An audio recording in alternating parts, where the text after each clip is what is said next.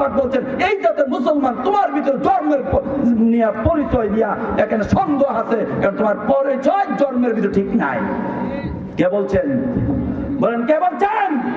আল্লাহ পাক বলছেন। প্রিয় ভাইয়ের আমার, দেখেন আলেমদের ভিতরে অনেক হিংসা, সব আলেম নয়।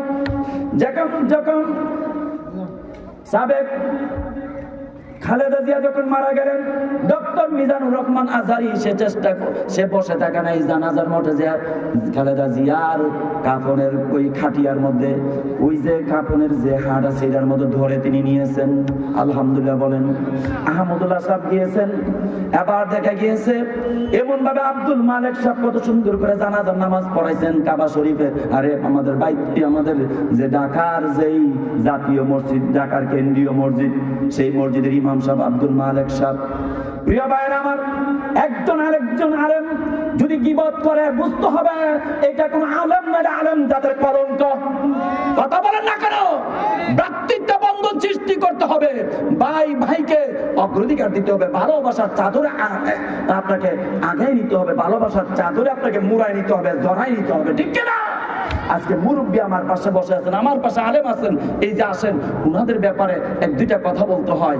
এই যে মুরব্বী, উনাদেরকে শ্রদ্ধা যদি আপনি করেন, আপনার সম্মান দিবেন কে?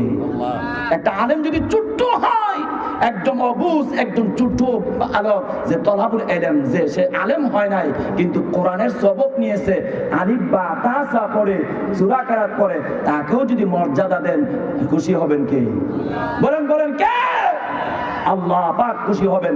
আপনার পায়ের তলে আল্লাহ জান্নাতের ফেরেশতারা আপনার পাকা বিছায়া দেয় নাই, জান্নাতের ফেরেশতারা জান্নাত থেকে আপনাকে এই কার্পেট বিছায়া দেয় নাই, বরঞ্চ ছোট্ট বাচ্চারা যেটা মাদ্রাসা পড়ে তার পায়ের নিচে আল্লাহ পাক জান্নাতের ফেরেশতার পাকা বিছায়া দিয়েছে।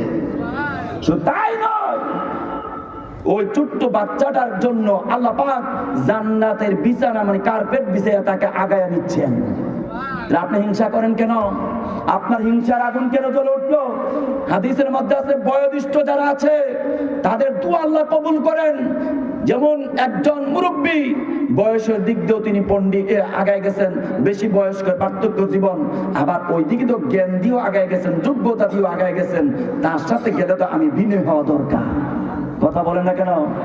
বিনয় মানে নরম হওয়া দরকার, কোমল হওয়া দরকার, মোমের মতো নরম হয়ে যাওয়া দরকার।